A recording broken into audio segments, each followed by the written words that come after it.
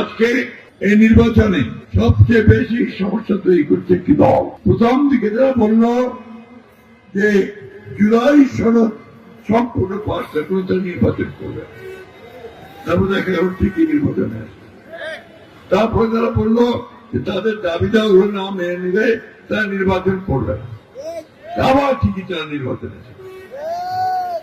এই দলটি বিশ্বাসযোগ্য নয়, কারণ 1971 সালে এই দলটি আমাদের স্বাধীনতার বিরোধিতা করে।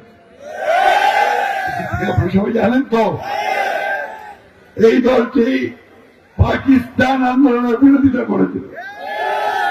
তারা এই দেশের মানুষের কল্যাণ চায় না বলে তখন পাকিস্তানের বিরুদ্ধে করেছে, পরবর্তীকালে তারা বাংলাদেশের স্বাধীনতার বিরুদ্ধে করেছে।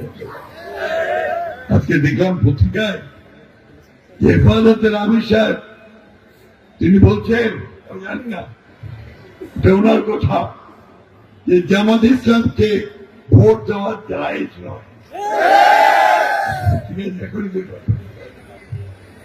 আমাদের চরমনায় পীর সাহেব, যিনি তার সঙ্গে গার্ড ছড়াতে ছিলেন, একসাথে 11 দল করেছিলেন, তিনি বেরিয়ে এসে বললেন এর চেয়ে বড় মিথ্যাবাদী দল আর নাই।